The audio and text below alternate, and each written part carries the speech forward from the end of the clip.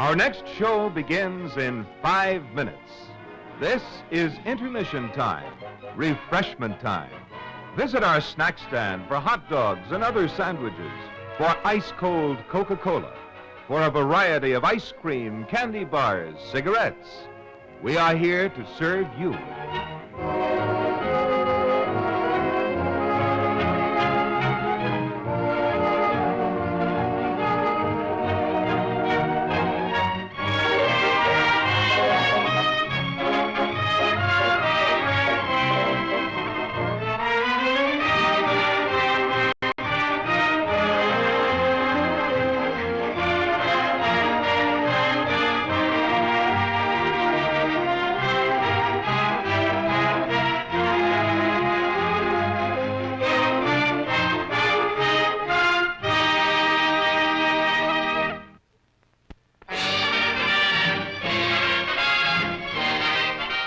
You still have 4 minutes before the next show.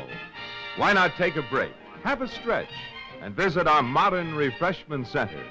You'll find clean, conveniently located restrooms for your comfort.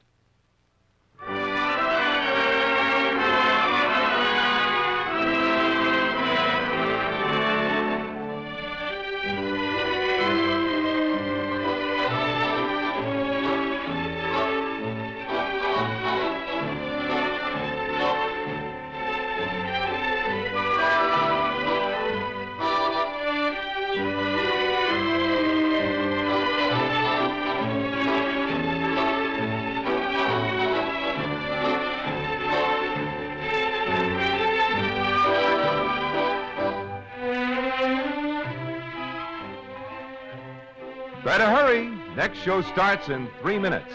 But there's still plenty of time to go to the handy snack stand for a sizzling hot dog and a refreshing Coke, or for any of the many tempting items available there.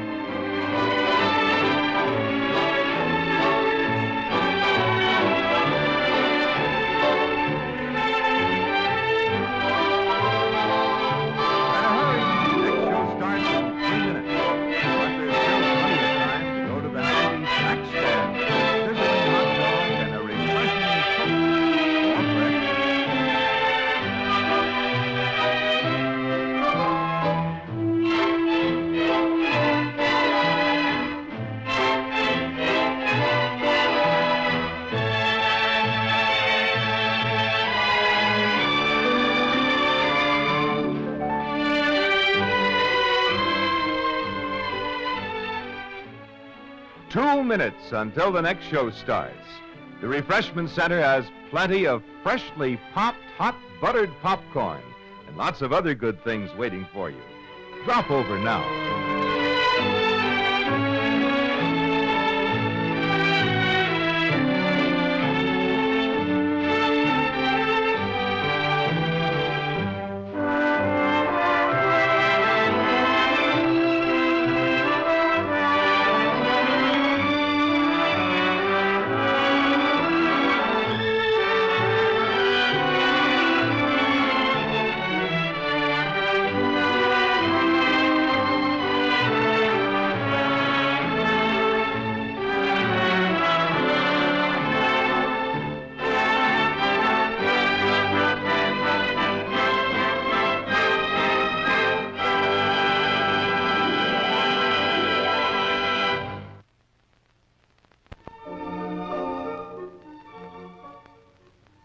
For your convenience, our refreshment center will remain open when the next show begins in just a minute. You'll find a wide selection of tasty snacks and beverages available for your pleasure. Sizzling, steaming, griddle-fresh hot dogs in fluffy buns with your choice of seasoning.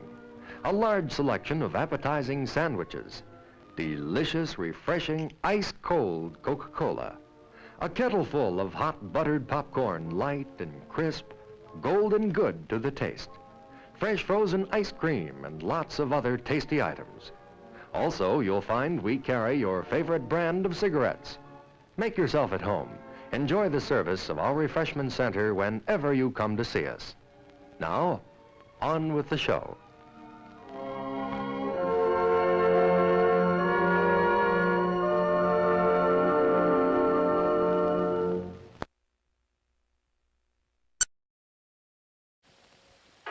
Godzilla, king of the monsters, alive, surging up from the depths of the sea on a tidal wave of terror to wreak vengeance on mankind. Godzilla, king of the monsters, it's alive. A gigantic beast, Stalking the earth, crushing all before it, in a cyclonic cavalcade of electrifying horror. raging through the streets on a rampage of total destruction. Godzilla, king of the monsters, Incredible titan of terror. wiping out a city of 6 million in a holocaust of flame. Jet flames cannot destroy it. Bombs cannot kill it. All modern weapons fail. Is this the end of our civilization? Can the scientists of the world find a way to stop this creature? Or the answer, see Godzilla, king of the monsters. You may wish to deny it, but your eyes tell you it's true. A tale to stun the mind. More fantastic than any ever written by Jules Verne. More terrifying than any ever shown on the screen. Awesome. Incredible. Unbelievable. A story beyond your wildest dreams. Dynamic violence. Savage action. Spectacular thrills. Godzilla, king of the monsters. Fantastic beyond comprehension. Gripping beyond compare. Astounding beyond belief. The mightiest monster of them all. See Godzilla. King of the monsters.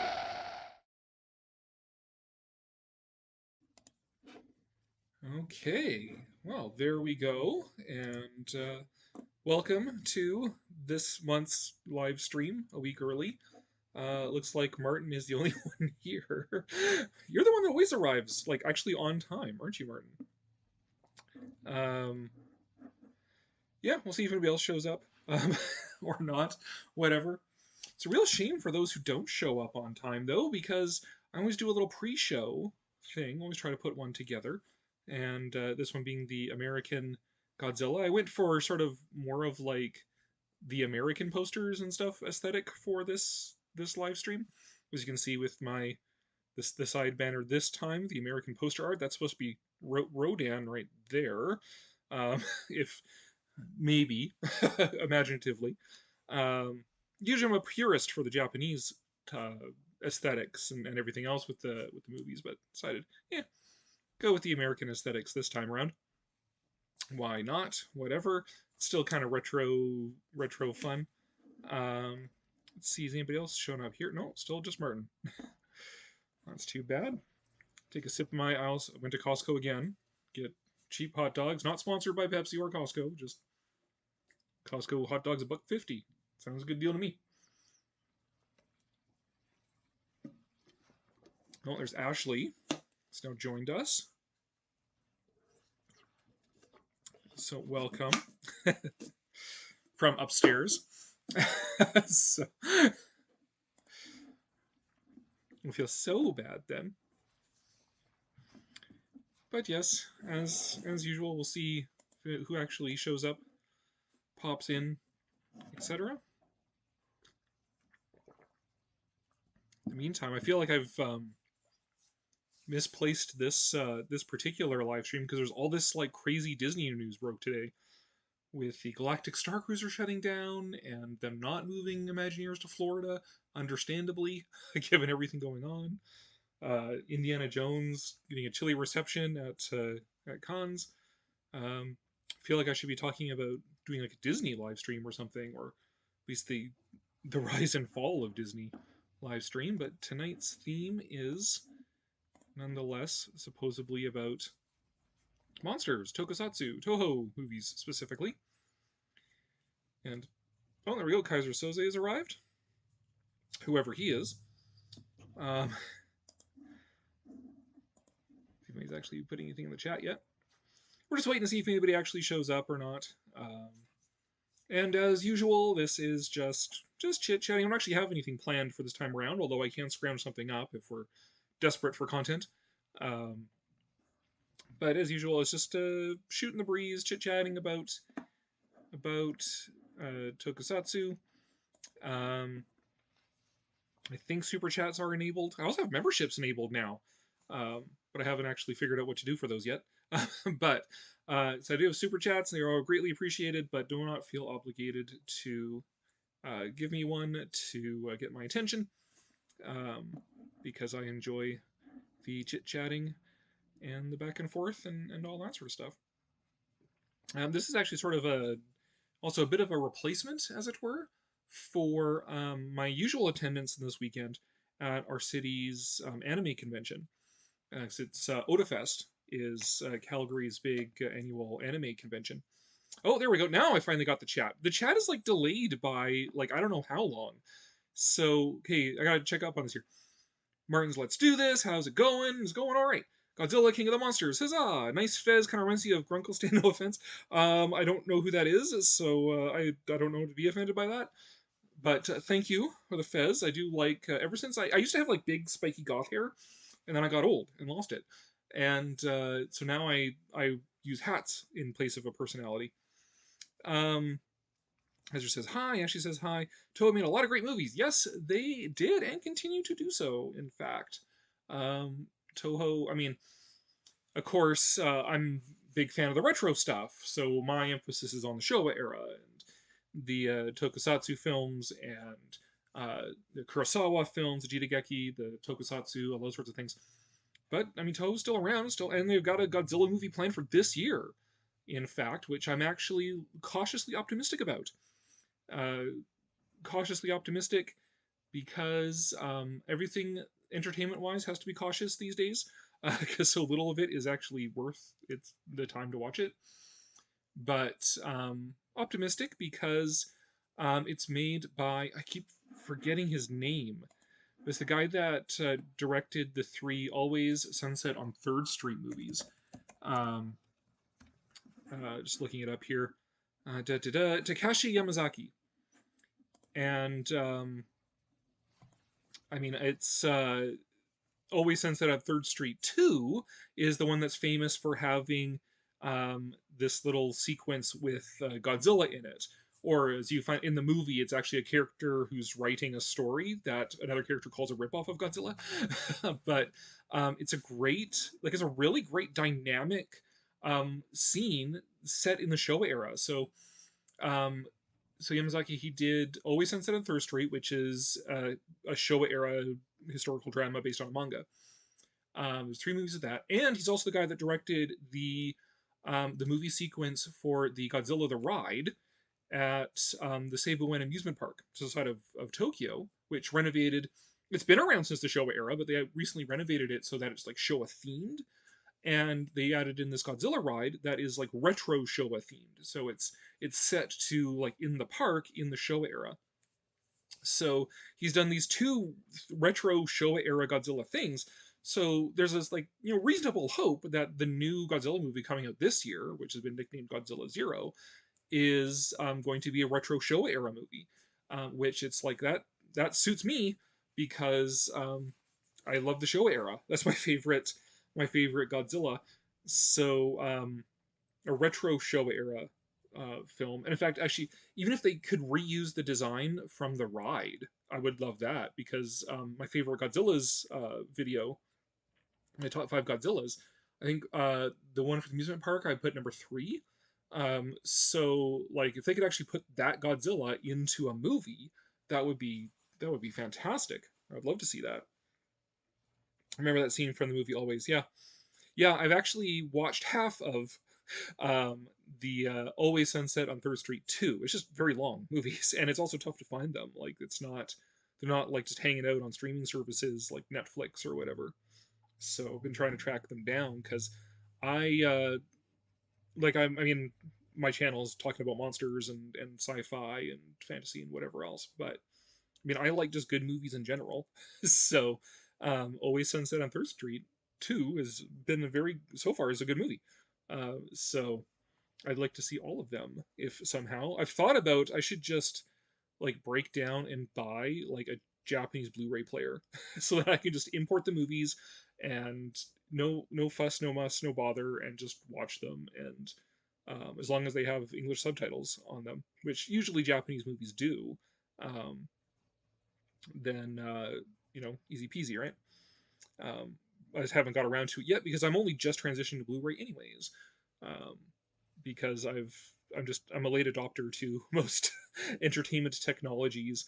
Been reluctant to upgrade from uh, DVD to Blu-ray. I thought I bypassed that entirely, but then streaming has been a big bust. Frankly, streaming is yeah, streaming is a thing that is not necessarily worth the money. Um, Godzilla cameo. Always remember that scene from movie Always. Yeah, a lot of filmmakers love Godzilla. Everyone wants to do their take on Godzilla. What do I think of Cloverfield? Um, Cloverfield was a nice idea. Because like there was that phase there, which Cloverfield was sort of like a late entry to of those sort of found footage films, right? So it was like sort of really started with kind of the Blair Witch Project, and kind of ended with Cloverfield. And as much the case with most of those films, the idea is better than the execution. So with Cloverfield, I liked the general idea. I liked the sort of on the ground experience of a monster fight, and what it would be like to be caught in the middle of one. Um, it's just the downfalls is that cinematography in found footage films is terrible. To the point that actually like I find it just annoying that like I can't see what's happening, so I don't know what to be scared of. Um, and the monster design is terrible. I think Cloverfield's a terrible design, so that part was a little underwhelming as well. Um, but it's always the stuff around it, right? Like Blair Witch Project, the documentary, the fake documentary they made was really good, and I like the idea of how the soundtrack was the mixtape found in the guy's car and stuff like that. All that stuff was cool. It's just the movie itself was kind of like meh. Seeing the Cloverfield, like it had all of these neat mystery bits about like this Slurpee drink or whatever it is, and stuff like that tying into it. Just the movie itself was like, it's okay, I guess. I didn't see the other Cloverfield stuff because I didn't care. Um, did you ever see the movie Rampage? I did not see the movie Rampage because I didn't see the point of it really. Because the game itself, which is like a game I grew up with, because I was born in 1977, so I grew up in the 80s.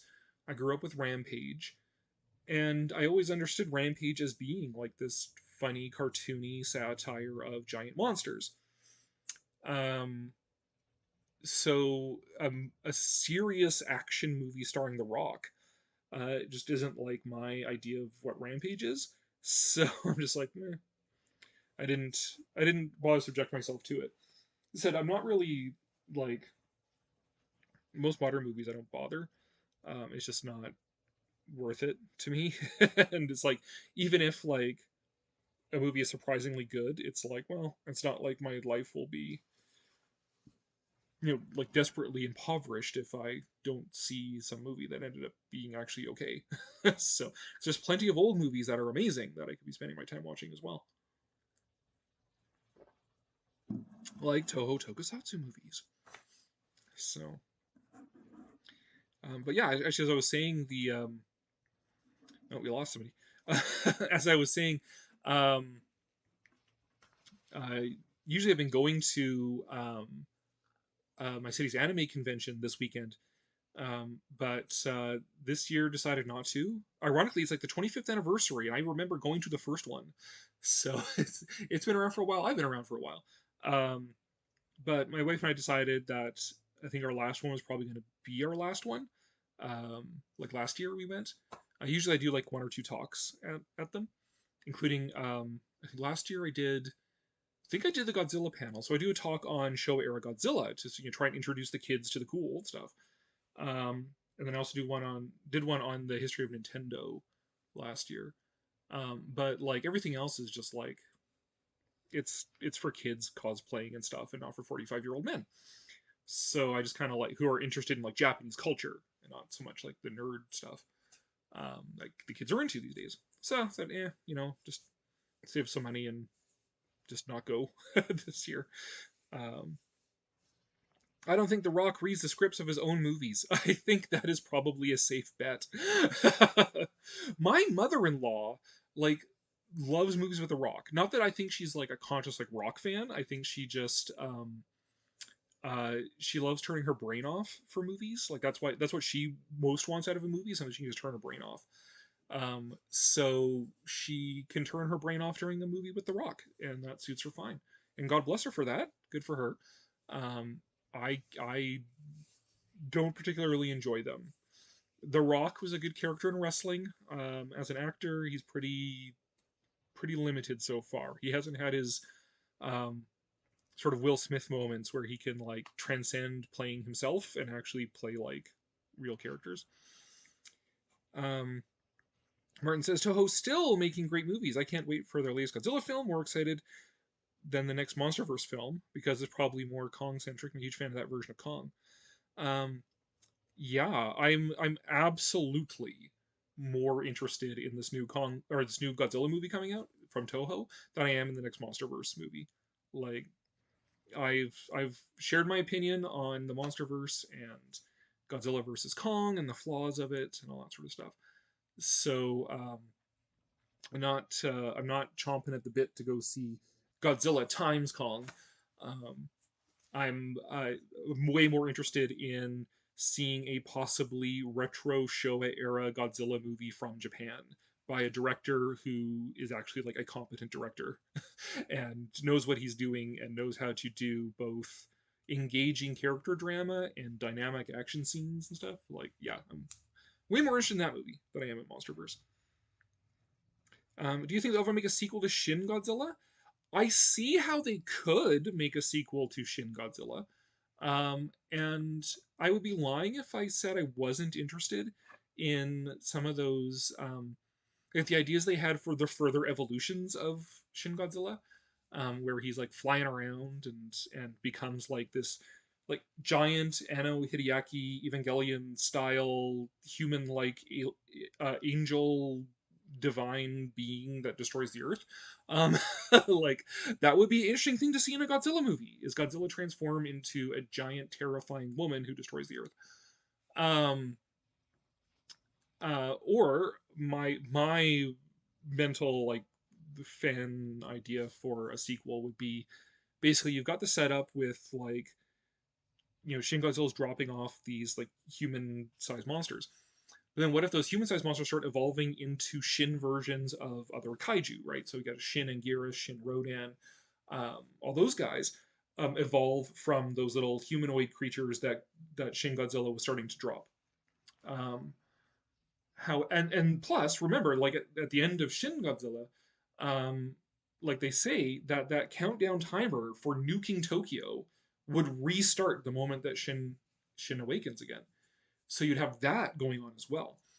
However, all that said, I'm content with Shin Gojira just being a standalone movie. I don't think it really requires a sequel to it.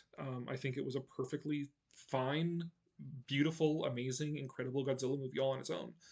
I don't mind them using the Shin design for other things, like the Godzilla and Evangelion crossovers, or the Godzilla ride on Awaji Island, the zip line. I don't mind them reusing that design. It's sort of like this alternate versions of Shin. But the Shin movie itself is perfectly fine standing alone, and I'm perfectly okay with that. It can stand alone. That's fine. So if they made one and like Anno Hideaki was involved and they made it good, then great. But if they're not interested, then that's also fine. They've been busy with the Shin Heroes universe, right? So Shin Ultraman, which was pretty decent. We saw that. We actually had virtually a private screening of that. My wife and I, we went to the one theater in town that was playing it, and we were the only ones in the theater. In fact, actually, there was another couple, but then the attendant came in and said that if you're there for Top Gun, it's actually this other theater down the hall. So they got up and left, and she looked at us like, "Did you hear me? The Top Gun's there." Like, yeah, we know, but we're here for Ultraman. She was like, "Who knows Ultraman?" So we had a private screening of Shin Ultraman. Shin Kamen Rider, if it's playing, I'll see it, but I'm not really familiar with Kamen Rider. I've never actually watched it. Like I know about it, but I don't know it. So um, if it was playing, I would probably see it, but whatever. So it seems like they're more interested in like taking the Shin approach to other characters rather than doing a sequel to Shin, um, Shin Gojira. So which is fine, like, whatever. I want to see a Shin Dogura. I think that would actually be I would more want to see a Shin Dogura movie than I would want to see a sequel to Shin Gojira. Um, because I think Dogura had such amazing potential that was kind of lost in the weird like jewel heist plot. So I think that Ano Hideaki would be the best person to do a movie about this apocalyptic carbon-eating jellyfish from space. That's right up his alley. Some of the Rock's movies are entertaining. Did I ever see the Meg? No, and they're making a sequel to them. Yeah, I saw that they're making a sequel to it. I have not seen the original one, even though I have. Where is it? I have a Megalodon tooth. So there you go. That's an actual Meg tooth. Here's my Meg toy to go with it when I'm teaching kids about it. So where's the camera? There it is. There we go. So I have the Meg stuff for when I teach kids about Megalodon, when I teach about rocks and fossils and stuff. But I have not actually seen the movie. Because again, life is short, and there's other things I would rather be doing than watching certain movies. Shin Godzilla had a very ambiguous ending, yeah, and deliberately so, right? Because Shin Gojira is the first post-Fukushima Godzilla movie from Japan. It's about the trauma. It's a black comedy, and it's about the trauma of the tsunami and the Fukushima nuclear power plant disaster. And it's not like, okay, we have atomic bombs, don't use them anymore, right? Like that's an easy out. But it's like nuclear power, we just have to live with it, and it comes with risks, like the tsunami and the Fukushima plant meltdown. What do we do about that, right? Like Shin Gojira ends with them learning to live with the existence of Godzilla.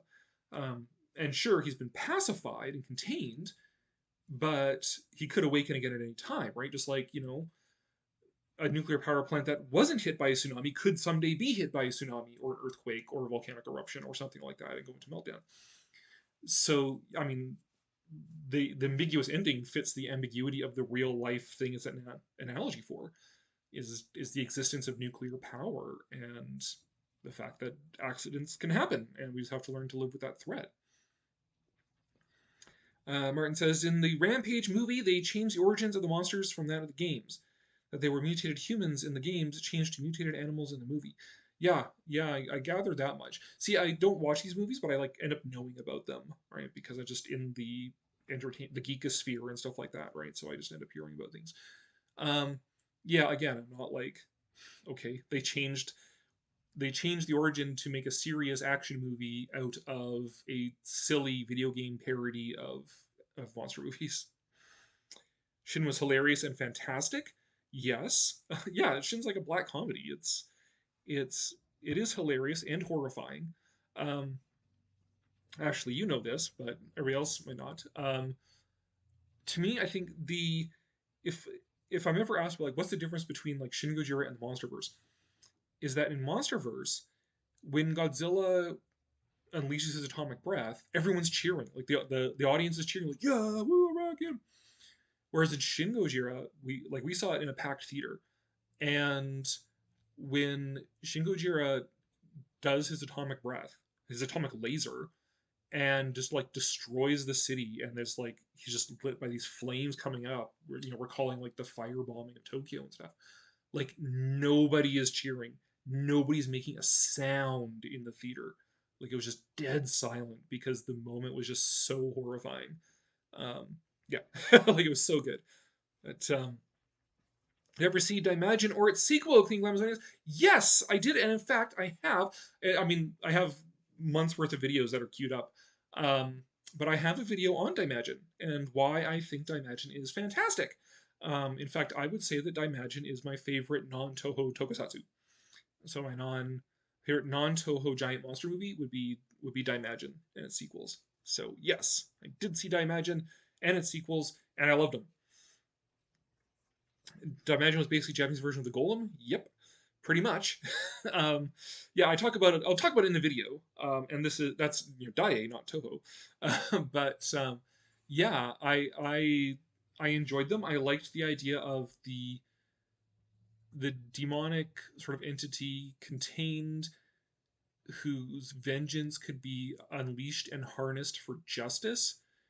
but then is willing to just continue going on to destroy the whole world, unless the same people who are willing to sacrifice their life to call him forth are willing to sacrifice their life to get him to stop. Um, and the only problem is that's in all three movies, right? So it's like if they had kept the series going, they would have had to start getting a little more creative and figuring out what else to do with, I imagine. Dogora was one of Ishiro Honda's best movies. Yeah, yeah. Robert Dunham was in Dogora. He was also the ruler of the Seatopians in Godzilla vs. Megalon. Was that the same guy? I didn't recognize him with the 70s stash. But yeah, I guess that is so. Also had a role in Mothra. Maybe. Okay, I've got to look this up. Hold on a sec. Robert Dunham. So I'm getting familiar with the Japanese actors, but the American ones are like, Robert Dunham, American actor. The photo of him is as the Seatopian. Oh my god, that is the same guy. You're kidding me. Okay, who was he in Mothra then? Da-da-da. Who did he play in that cast? I just need to see a photo to jog my memory here.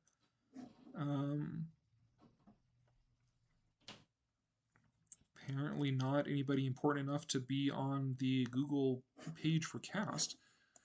Okay, so that's the same guy.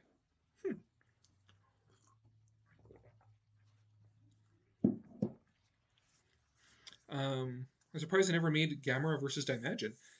Yeah, they didn't. Dai didn't cross over their three big Tokusatsu franchises, did they? Until the remake, the Great Yokai War.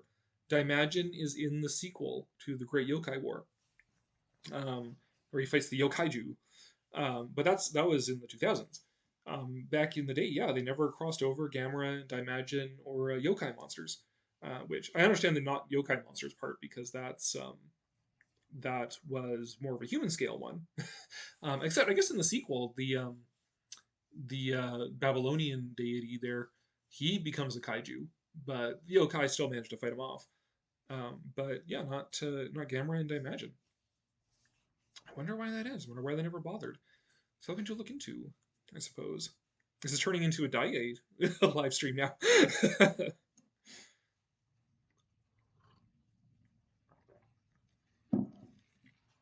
But yeah, I've exclaimed how much I love Dogora, both because it's got an amazing concept and because it's got such a weird execution of it.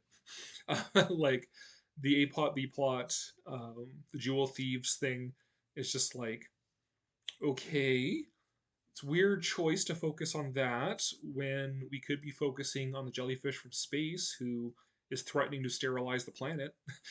That would be more what I would want to focus on if I was doing that movie. But yeah, I don't know. I wasn't around back then to tell them what to do, I guess. I just wish that they would make more Dogora merchandise, right? Because like cause I do go trawling on Bai. Excuse me. I do go trolling on Bai and stuff like that, and I do look for Dogora stuff occasionally.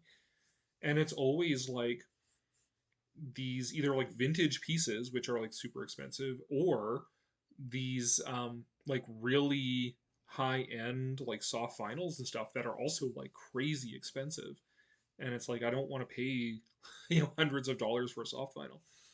So I wish that Bandai would make a movie monster series of Dogora, which I don't know exactly how because it's a space jellyfish thing, but there seems to be like a kind of design that they went with for toys and stuff that they should just resurrect that design, I guess. But I would love to see some Dogora merchandise. And also, while we're at it, Space Amoeba. I want Gazora. Gazora's my boy. Like most of the Gamera films. Have you ever heard of a movie called Gamera versus Gara Sharp? I've not heard of that movie. I haven't really got into Gamera. I've tried. In fact, I know I have a regular to my store who very graciously lent me some of the Heisei Gamera films. to try and help me out, like help me understand Gamera and get the thing about Gamera, and I don't know, I just can't. Like they're okay. In fact, I thought that the Heisei Gamera films had really good cinematography, even better than some of the '90s like Godzilla movies that I saw. But I don't know. I just don't get it. So, which is not to say they're bad. I just don't get the the the thing I'm supposed to get that is going to make me love Gamera films. I have not caught that yet. So, I don't know what that is going to be, or what that is, or how to catch it. But I'm hoping. I'm hoping. And is that? Give me 1 sec. I have to get off camera for a second here, because this power bar is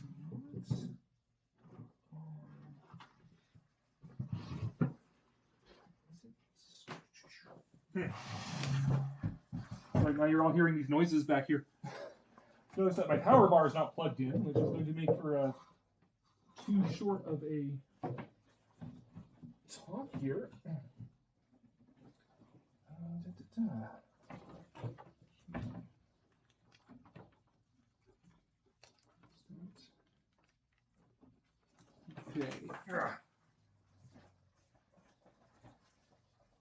We'll see how that goes. Is this thing...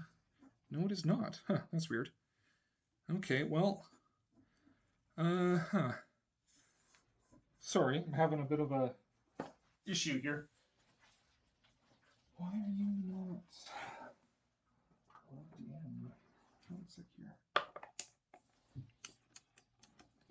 That is not plugged in at all.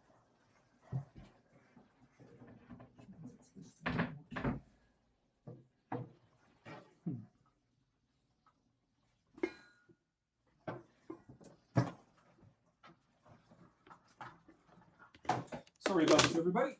Talk amongst yourselves while I figure this out.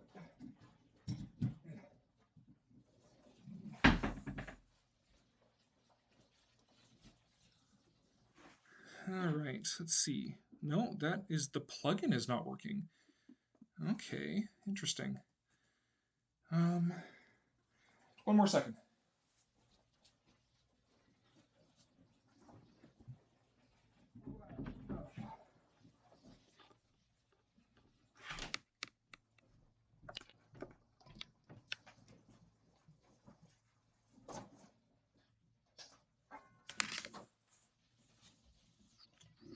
Okay, now am I plugged in? Yes, I am.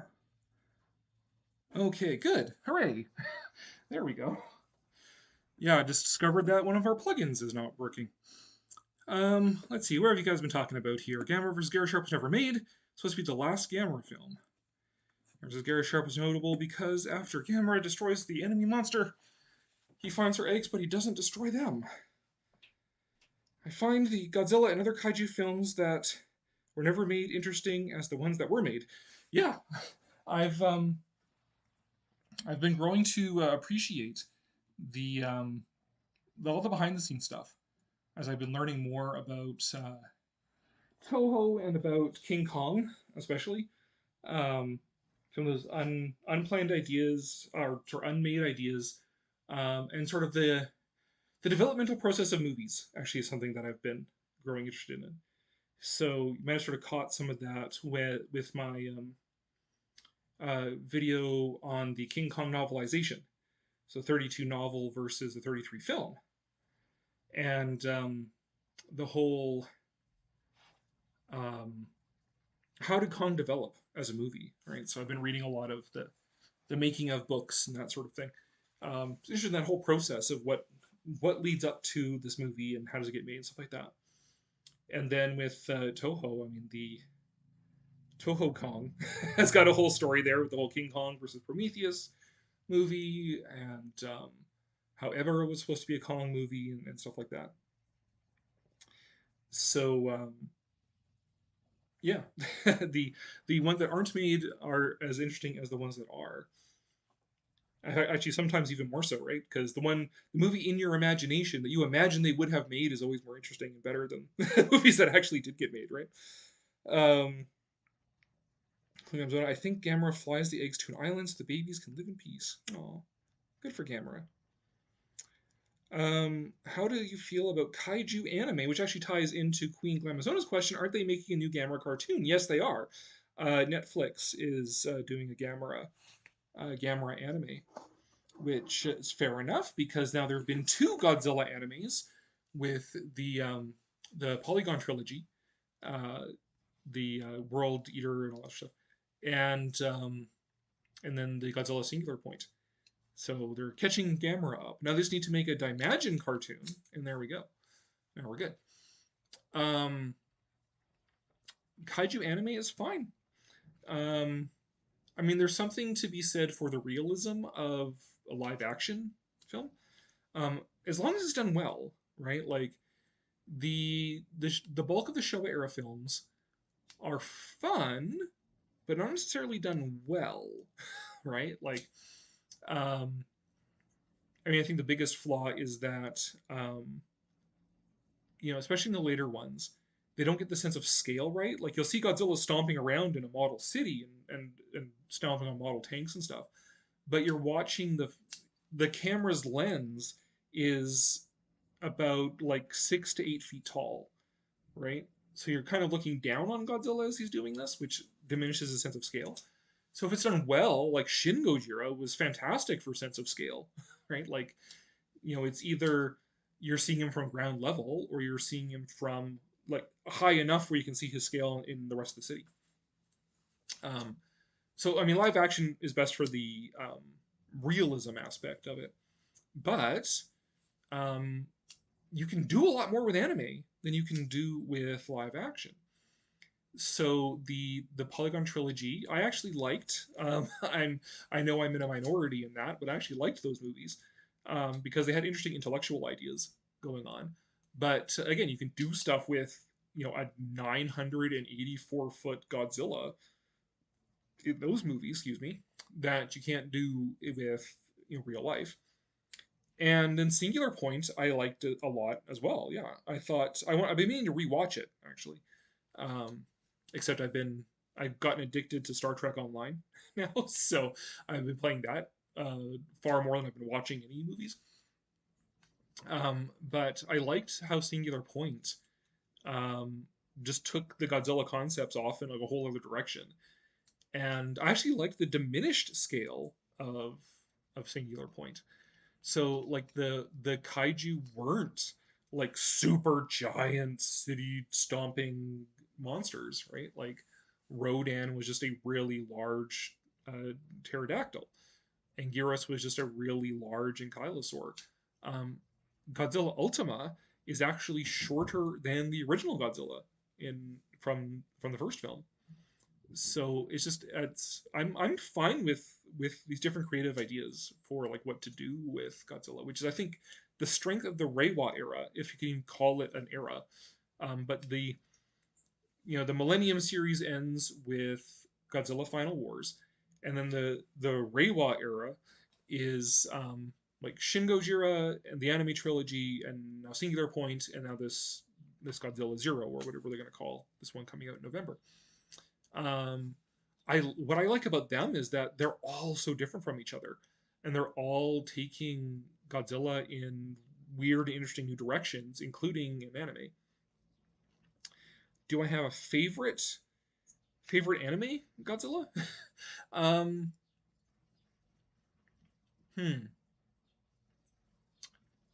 Well, yeah. Of the trilogy of movies, it's hard to pick out a single one because they all build on each other. So it's like you kind of need to see all of them. I mean, the last one is the one that's terrifying because the final film of the trilogy where Ghidorah appears is horrifying, and I actually love it for that. It's the first time I've ever been scared of Ghidorah because he actually comes across like I imagine watching physics bend around Ghidorah in the anime is how like audiences would have felt in the 1960s seeing Monster Zero materializing out of the ether. Would have been horrifying.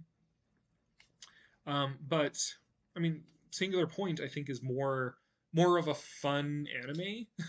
um, Whereas like the trilogy is like serious stuff happening, but they're also like very long movies. They feel very long. Where Singular Point moves along at a pretty brisk pace, and it's got like again neat stuff going on in it, and a lot more fun. So, um, and everyone uses CGI instead of suitmation. Yeah, suitmation is a fancy name for a man in a suit. Yes. Well, I mean, I think it's the having a lot of techniques at your disposal and picking the best ones for the job, right? So use CGI where it's appropriate and you can make it look realistic. Use puppets, use animatronics, use suitimation, whatever, right? Like Shin Gojira, I think if I remember correctly, it's mostly puppetry actually, and then it's like CGI composited, and they do have CGI models in there that they use interchangeably with the puppets and stuff like that. So using multiple techniques to achieve these different goals and what you're trying to do, I think is perfectly fine. Because the suits have their limitations too, right? Trailer to the Meg 2 looks dumb. It has Megalodon existing in the Cretaceous period, yes. Despite it didn't evolve until way after, it's up there with T-Rex and Giganotosaurus the same time in Dominion. Yeah, I mean, it's... it's...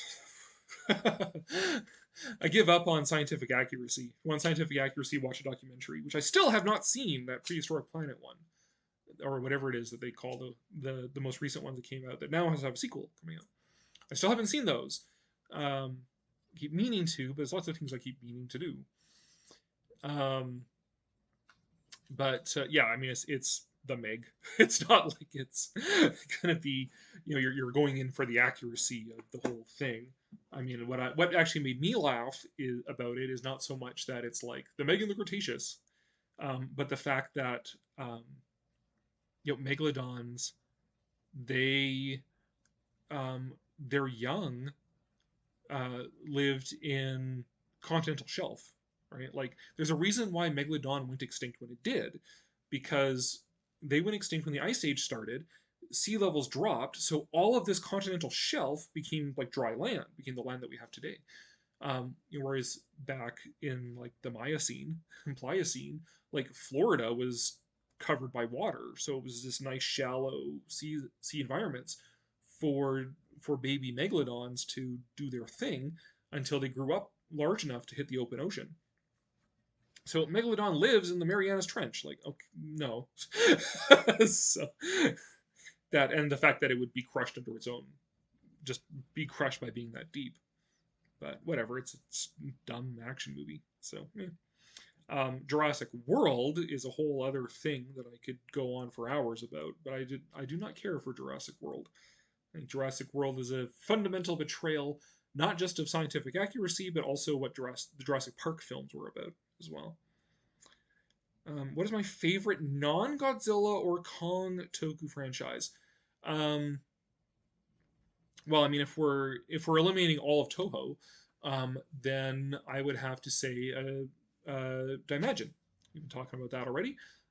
Yeah, I would say Daimajin is my favorite non-Toho Tokusatsu, kaiju, because it's that perfect combo of the Tokusatsu and the Jidaigeki, right? Like it's a kaiju in the feudal era in the Edo period with the samurai and the geisha and the castles and all that stuff, and then this giant monster that goes for a malevolent stroll through the castle. So I would say Daimajin. I've watched all 3 Yokai Monsters movies, but I haven't really sat down and watched them. Right, they've been playing on the background in my store where I sort of look every now and then. I have to actually sit down and watch them. But I've liked what I've seen so far. If we're still counting Toho, just not Godzilla stuff, then I mean the Human Transformation series, if you can call it like a franchise, but the Human Transformation movies I really like.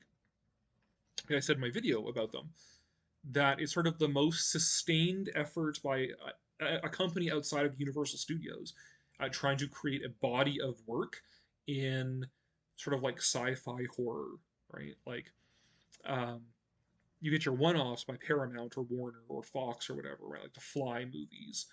Um, but Toho is the only other one than Universal that actually was like determined to create a body of work of human scale monstrous people. So if we count Toho, then Human Transformation series. If we're eliminating Toho, then I would say Dimagen. You see Frankenstein Conquers the World? I have a copy of it, in fact. I liked Frankenstein versus Baragon because it was an interesting hook to it. With the whole, like, it's Dr. Frankenstein is doing this experiment. The heart of the monster is taken by the Nazis, who then pass it off to the Imperial Japanese, who take it to a lab in Hiroshima. So it's got a really interesting premise to it, and then there's like some of that subtext of like war orphans, things like that, of sort of talk about the human cost of the war in a different way than other movies have and other tokusatsu movies have. So like that's really interesting, and you got the whole nature nurture thing, and the misdirection with like, is it Frankenstein or is it is the other monster out there, sort of thing. So yeah, I think Frankenstein versus Baragon, or Frankenstein Conquers the World, is definitely one of the better non-Godzilla movies by Toho. The reason why the Megalodon is in the Cretaceous in the Meg 2 is because the Megalodon was in the Cretaceous in the book. Well, the book is wrong. So, nuts to the book. Frankenstein Conquers the World introduced Baragon, who later appeared to destroy all monsters. Yes, Baragon was also in GMK, where he was adorable. Oh my god, I loved... Baragon was so cute in GMK. That's actually where I kind of learned to like Baragon. Because it's like, yeah, I saw him in the Showa era stuff. Like, okay. But then he was so cute in GMK. I felt so bad for him, getting his butt kicked by Godzilla there. Shiro Honda strayed into other genres occasionally. Yes, I was looking that up the other day, actually, of... right, because I was trying to look up... as I was actually... Okay, I was doing my video on Dimagen that is going to be coming out in, like, 2 months. And I was looking up sort of the history of, like, Jitageki movies that Toho was making to sort of see what the timeline was of when tokusatsu films were being made, when Jitageki films were being made, what sort of led up to Daiei making Dimagen. And I was actually a little bit surprised to actually see like all the different kinds of films that Ishiro Honda made, and Akira Kurosawa. Like, he wasn't just doing samurai movies either. He was also doing like urban dramas and like modern psychological movies and stuff like that, right? None of these guys were like just limited to this one genre they became really known for. Ever see Latitude Zero? Yes, I have seen Latitude Zero. I actually had a copy of it, then I got rid of it, sold it off to a friend of mine, because it was like, well, I watched it, that was interesting. Probably not going to watch it again though. Yeah, Joseph Cotton's fabulous gold lame suits is the thing I remember most. Excuse me. The thing I remember most from Latitude Zero is how fabulous Joseph Cotton looked in his gold outfits and his little scarf, handkerchief tied around his neck and stuff like that. So the fashion. What I found most interesting about Latitude Zero is that it was Toho very consciously trying to court a global market. Because they were producing films for Japan, and if they get licensed to be shown overseas, then great, whatever, right? Like sort of typical Japanese attitude of like, we make it for us, and if you like it too, that's great. But Latitude Zero, like, they're very consciously trying to court the foreign market by casting Cesar Romero and Joseph Cotton, and just doing these like just balls to the wall weird sci-fi ideas. Like, we're just gonna put this brain inside of this human brain inside of this weird griffin creature and stuff like that. And then the fact that it's also like sort of the second go around with some of the ideas from Atragon as well, right? Because they make Atragon, and then they take the submarine with the screw on the front and some of the ideas with that, make Latitude Zero, and then they use that again for War in Space, do a remake with it. So seeing them courting the Western market and seeing them do another stab at some of the ideas from Atragon is interesting about it. But I wouldn't say that, it might be underrated, but I wouldn't say it's one of their better movies overall. Um, let's see. Are you familiar with the Godzilla YouTuber Big Action Bill? He makes pretty cool in-depth videos about the history of Godzilla films, latest being on Terror of Mechagodzilla. I've seen some of his stuff, but I don't think I've subscribed to him, so I should probably change that and subscribe to him. I think he was one of the ones mentioned by a very angry person in my comments. My video there about getting ChatGPT to write a King Kong versus Mothra movie, and this one guy was like really super butthurt about it, and was saying like, well, there's plenty of other good kaiju channels out there. It's like, dude, I'm not even a kaiju channel. Like, I talk about kaiju, but I'm not about kaiju, because I can't compete with Ultrazilla or Big Action Bill or Monster Island Buddies or whatever. Like, I'm not a dedicated kaiju channel. I'm a dedicated talking about nerdy old stuff channel. Uh, so, and sometimes Hasbro theme parks. Like, it's just a channel of just stuff I like. It happens to be this stuff. Um, I think he mentioned Big Action Bill, so I will have to actually look into that. Am I a fan of Ultraman? Kind of. I love Ultra Q. I think Ultra Q is amazing. Because my favorite TV show is The Twilight Zone. I love The Twilight Zone. I think it's absolutely brilliant. Like, the Twilight Zone is an absolutely enthralling series. The original one with Rod Serling. And then Ultra Q, because Ultra Q is like this amazing combination of the Twilight Zone, of Showa era Godzilla, and the British Avengers series, which I also enjoy, or at least the one season of it. So the Avengers, like, that's the one with you have Mr. Steed and Mrs. Peel, right? So you got the British guy with like the suit and the umbrella and the bowler hat, and then the sexy lady named Diana Rigg, wearing like the one piece jumpsuit and stuff. The only cosplay I have ever done was with my then girlfriend, now wife. We went to the local Comic-Con as the Avengers. I wish we had found a bunch of people cosplaying as the Marvel Avengers. We could have had Avengers meet Avengers, but that didn't happen. So it's taking these other things that I love, so the Twilight Zone, Godzilla, and the Avengers, and combining them all into this like insane series of sort of monster of the week, sort of kaiju weirdness, and with this beautiful narration about this is an unbalanced time, stuff like that. So I love Ultra Q. I'm getting around to Ultraman. So I love Ultra Q. And then it sort of like from that, of course, leads into Ultraman. Ultraman was a spin-off of Ultra Q. And I started watching the Netflix anime. Made zero sense. So, okay, I have to actually watch the original series. So I watched a couple episodes online, on like Shoutcast. And I enjoyed it, so I picked up the Blu-ray set for the Ultraman series. And I enjoy it well enough.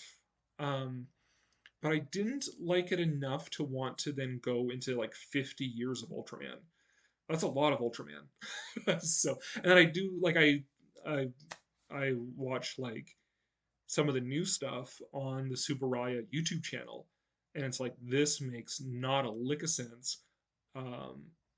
There's so much going on, and it's so Power Rangers-y, which is like fine if you're into that stuff. Like, if you're into Super Sentai and Power Rangers, great. It's just, it was a little, it's not for me, right? Like, it's the whole modern Ultraman is not for a 45-year-old man like myself. So again, I liked the original Ultraman well enough. I love Ultra Q, and I did enjoy Shin Ultraman. Shin Ultraman was a good movie, and I finished watching the Netflix anime. But yeah, it just wasn't something that I got like super invested in, where I wanted to watch like 50 years of Ultraman. Cesar Romero, yeah. Latitude Zero is 20,000 Leagues versus the Island of Dr. Moreau. Yeah, pretty much. I would agree with that, yeah. Did you ever see Matango? Yes. Matango was a weird one. I talk about this in my Human Transformation series video. I like Matango as a good movie. Matango is an excellent movie. It is an excellent, eerie, discomforting horror movie. But that's also why I don't enjoy watching it. Right? Like it's not a very just like comfortable, enjoyable movie to watch. And I do put it on at the store now and then, and I have it playing in the background and stuff. And it's like I can enjoy it because it's a good movie, but the fact that like I feel body horror very keenly. Like that is the thing that gets me the most is like seeing like human mutation and human mutilation really bugs me. So watching people transform into mushrooms, and I already don't like mushrooms. I think mushrooms are gross. So it's just like watching people transform into mushrooms is like oh gross. And then yeah, someone's gonna clip that right. There you go. And then um, they're all such unlikable people. Like they're all horrible people, and they're all like these just awful, morally weak people who succumb to this corruption with the obvious symbolism around it. So it's a very good movie. It's just I can't say I enjoy watching it, but I do watch it because it is a good movie. So it's like, eh. I don't own a copy of it, but I wouldn't mind owning a copy of it.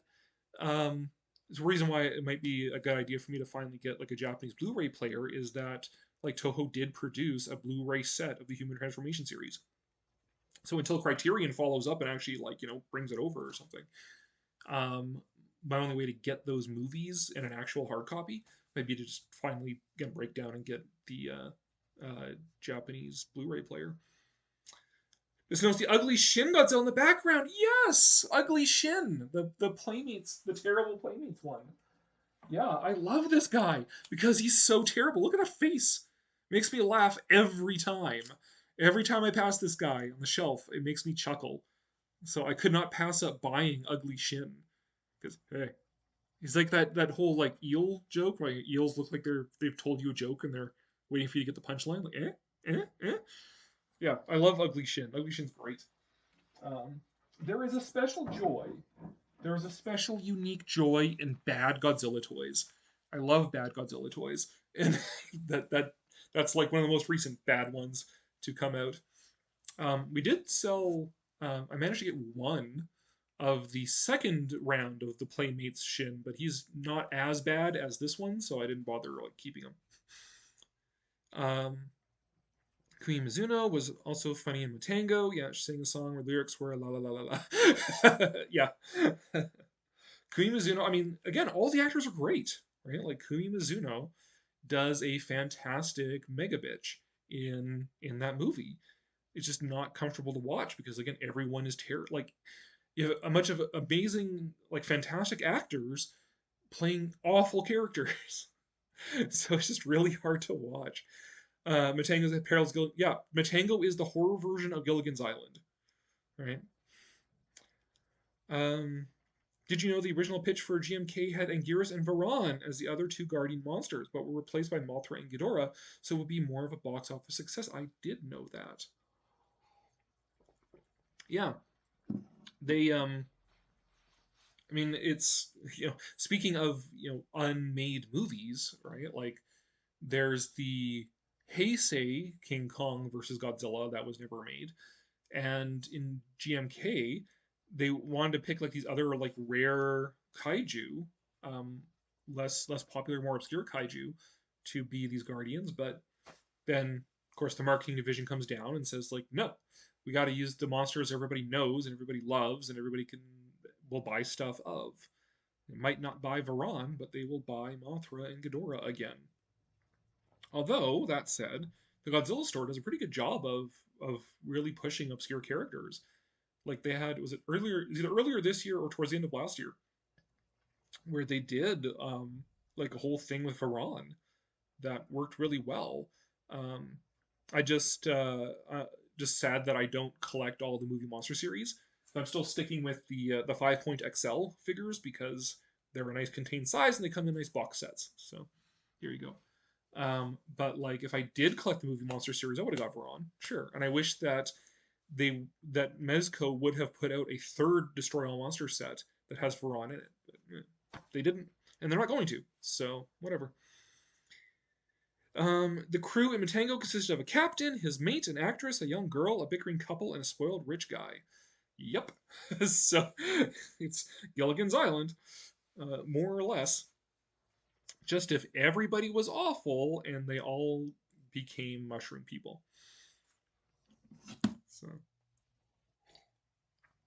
I actually saw a meme about Gilligan's Island the other day. It was like, when I was a kid, Mrs. Howell looked like a million years old. But now that I'm 40, I'm thinking there's another really good option on that island. So there you go. But yeah. No, as probably indicated by my video, I actually love like all of the Human Transformation series. I think they're all pretty good movies. Um, and I would say of them though, my favorite, yeah, for the quality of the film, I would go with Matango as the best of them.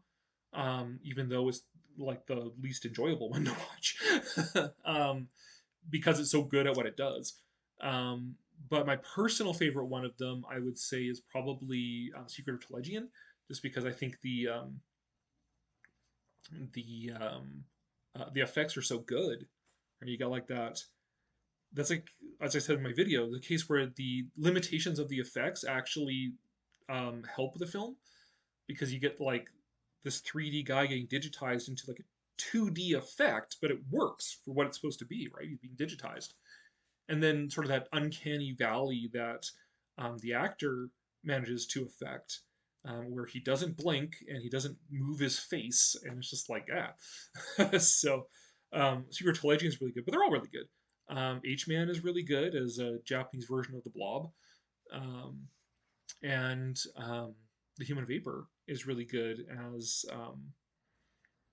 the story of love and obsession and crime, and sort of this invisible man idea of like, what would you do if you had unbeatable power? Did you ever see Atragon? I love Atragon. And one of the reasons I love Atragon is that I am very interested. We've talked about this. I'm interested in Victorian science fiction. And Kaitai Gunkin, the original novel, is from like 1904, 1903, 1904, something like that, right in the middle of the Russo-Japanese War. And it's taking the Jules Verne 20,000 Leagues Under the Sea idea and transposing it into Japan's sort of Taisho era imperial growth. And I found it very interesting. And I would love to actually be able to read Kaitai Gunkin someday. I read about as much as you can read about it before actually being able to read it yourself. I've even found it online in Japanese, but Google Translate is not sophisticated enough yet to be able to translate an entire novel into English and have it be anyway intelligible. So I'm still hankering for that. But then, seeing then, of course, the adaptation of it, and from what I know of the story, seeing how they've changed it into a post-World War II anti-imperialistic story. And then it's a great design too. The submarine is fantastic. It's a fantastic design. I love it. In fact, one of the things that I would like to do for my store, if my store actually is going to last, is I want to make a diorama with these guys. Because a thing I accidentally happened across. I forget if I mentioned this last time. I might have. I don't remember. I actually happened across what the actual scale of the 5-point XL figures is, because they are an actual scale that is used commonly in Japanese models. It's 1/700. So the Mezco 5-point XL figures are 1/700 scale, and that is a very commonly used scale for Japanese military models. So you can get little 1/700 scale tanks, and especially why they use it is for 1/700 scale battleships, because it makes the battleships a nice small size. So I was thinking I wanted to make like a fish tank diorama of Destroy All Monsters. Have all the monsters in there fighting each other, and you can get 1/700 scale Japanese castles, you can get 1/700 scale military bases, and all that sort of stuff. And I found a 1/700 scale Atragon model. I thought, oh, perfect, I can throw him in there. And then I actually saw the size, and at 1/700 scale, Atragon is like 9 inches long. So the ship itself is huge. Compared to like these guys, right? So I'm not going to throw him in there because he would completely dwarf the entire scene. Yeah, anyways, there's a little bit of trivia for you. There is an Atragon model out there at 1/700 scale that is actually affordable to buy if you want to get it. But it is too big to put in a fish tank with those guys. Interesting thing was by Jules Verne. Yes, it was. They did an anime that was based on Atragon. Yes, they did. Super Atragon or Shin Atragon? Either way, yeah, it was like an anime in the 90s that they did. That was basically the same sort of idea, right? They find this ship left over from the war and shenanigans, right? And basically reckoning with Japan's imperial past, which is the big thing, right? I remember many years ago that there was in a commemoration of Hiroshima and Nagasaki, the Japanese Prime Minister talking about Japan needing to account for its activities because they've spent a lot of time sort of with this attitude that the atomic bombings, oh, there's my waifu coming in, that the atomic bombings were, oh, she's bringing that. Okay. The atomic bombings had they felt like that absolved them of all the crimes that Japan did during the war, and they have to reckon with their culpability for like what happened in Nanking and stuff like that. And Atragon is sort of used in that way, right? Because it was such an imperialistic novel back in 1904 that they then use it now as an anti-imperial, trying to come to grips with Japanese imperialism in that past. So it's sort of interesting. What my wife brought down was this diorama that I made. So speaking of fishbowl dioramas, this is actually one that I made of, gotta find the camera there, of based on Mysterious Island, right? So the more so the movie than the book, really. But Jules Verne's Mysterious Island, with a bunch of Union soldiers fighting a giant crab in there. So I do like making my little. Ooh, it's very dusty though. I do like making my little dioramas and things when the mood strikes me and when I get an inspiration for an idea. So there we go. She heard me talking about dioramas, decided to bring that down. Yeah. Not that I'm a master craftsman or anything like that. I just I like putting the toys in the scenes and stuff like that. So I might still, even if the store doesn't last, because the economy is terrible and I have not made a single sale this month yet. So it's like, well, I guess that's coming out of my savings for this month. Unless I make like $300 in sales in the next 2 days. But still, actually, if I have a place to put it, would like to still make that fishbowl diorama because I still think it's a great idea and I would love to do it. I just need the space for it. Stuff. So the best space is at the store, but if the store doesn't last, then I'll just have to find some place at home for it. I found the first 2 attempts of getting an American Godzilla film off the ground most interesting.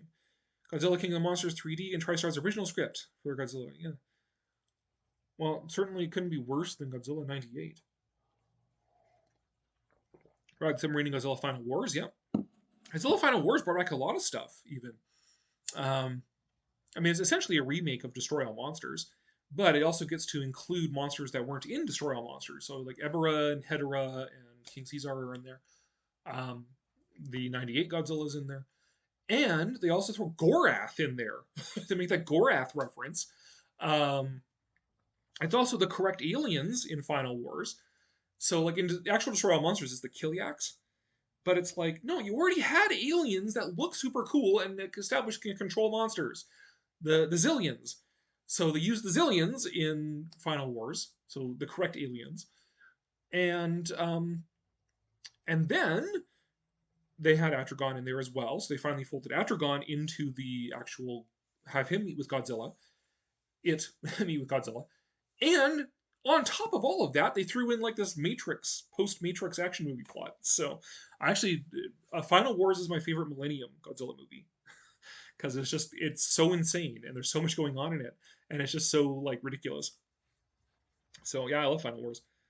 Yeah, Final Wars had a lot of references to classic Toho films, yeah. Ooh, one of the things I wanted to start doing this summer is diorama making. Yeah, I love making dioramas. Because I love the little scenes, right? I love the little world you can create with them. Another diorama I would like to make for the store, if the store is going to have any longevity, is the Universal monster figures, the NECA ones. What I want to do with these is actually create a monster tiki bar and have them all like sitting around wearing leis and drinking like whatever. Because these are in like it was like 112 scale, whatever. It's like your standard sort of like dollhouse scale. The NECA figures are that scale, so you can actually use like a lot of like dollhouse furniture and stuff with them, and it works scale wise. So I wanted to make like a monster tiki bar with all of the NECA Universal monsters in it.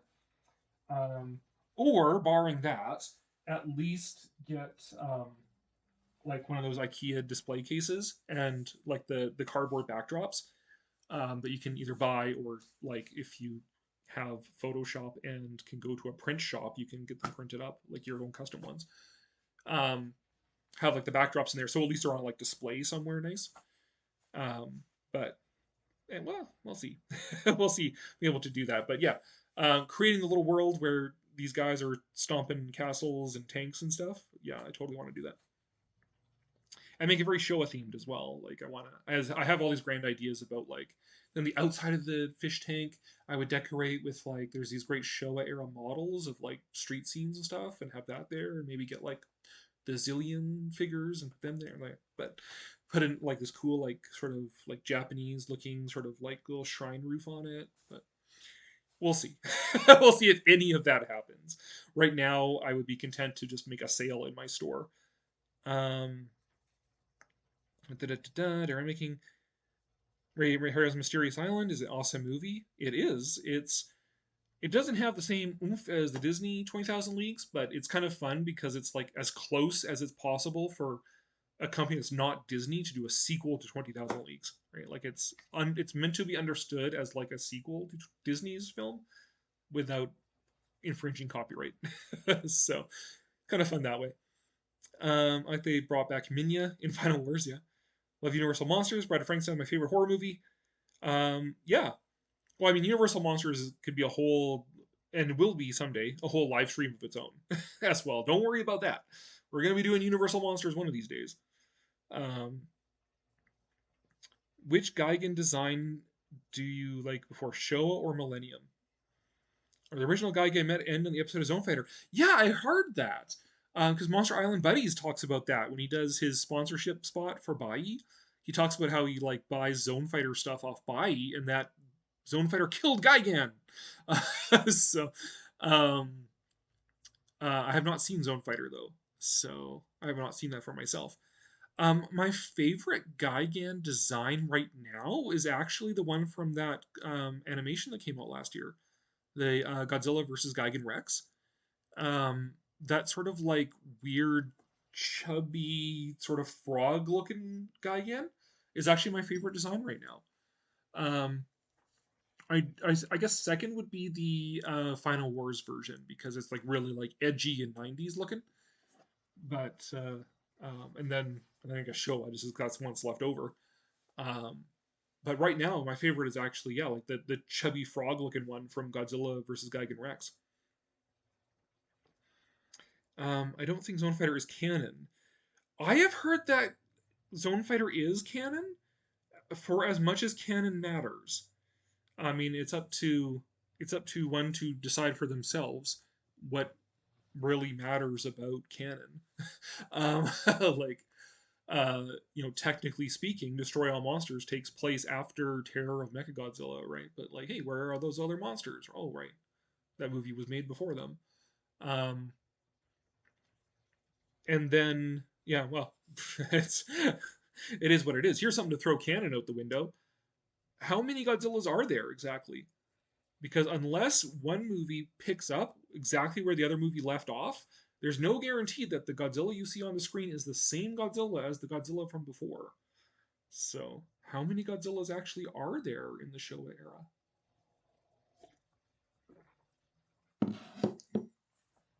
And now you're going to be like, thinking about that one.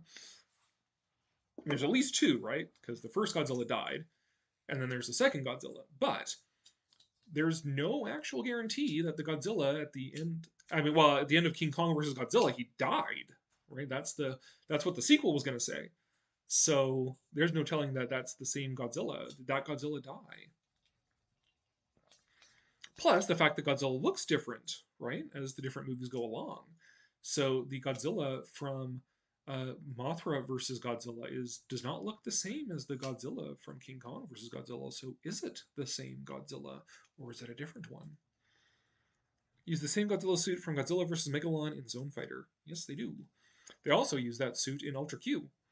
So this is a little added thing there. Actually, and Ultraman, right? Because he rips off the frill and uses it as like the Toho thing. When he's bullfighting with whatever that monster, Jiras or something. Whichever that monster is, they turn Godzilla into. Have you ever considered going to G-Fest someday? The American one, no.